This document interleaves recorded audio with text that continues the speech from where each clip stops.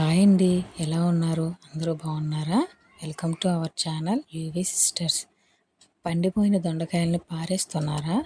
ఈసారి నుంచి అలా చేయకండి, ఇలా ట్రై చేయండి. చాలా రుచిగా, నోటికి తినాలనిపించే విధంగా చాలా కమ్మగా ఉంటుందండి. దీనికోసం ఎక్కువ ఐటమ్స్ ఏం అవసరం లేదు.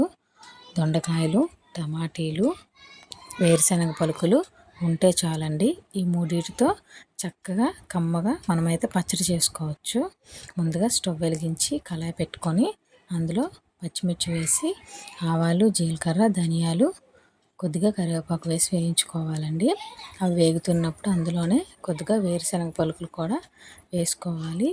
ఇవన్నీ కొంచెం బాగా ఫ్రై అయ్యాక అందులోనే కొన్ని వెల్లుల్లి రెబ్బలు కూడా వేసుకోవాలండి. ఇవన్నీ వేసుకున్న తర్వాత ఈ మిశ్రమాన్ని మొత్తాన్ని బాగా ఫ్రై అయ్యేంత వరకు వేయించుకొని తీసి పక్కకు పెట్టుకోవాలండి. అదే కళాయిలో ఇంకొంచెం ఆయిల్ పోసుకొని అందులోనే ముందుగా మనం కట్ చేసి పెట్టుకున్న దొండకాయ ముక్కల్ని వేసుకోవాలండి. అవి బాగా ఫ్రై అవ్వాలి. అందులోనే కొంచెం రుచికి సరిపడా సాల్టు, కొద్దిగా పసుపును కూడా యాడ్ చేయాలండి. హై ఫ్లేమ్లో ఒక 5 మినిట్స్ అలా ఫ్రై చేసుకోవాలి. కొంచెం ఫ్రై అయ్యాక అందులోనే మనం ముందుగా కట్ చేసి పెట్టుకున్న టమాటీలను కూడా యాడ్ చేసుకోవాలండి.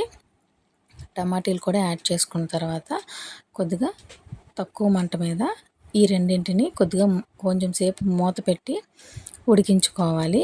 అలా మగ్గాక వాటిని మిక్సీ జార్లో వేసుకొని మిక్సీ పట్టుకుంటే నోటికి ఎంతో రుచిగా ఉండే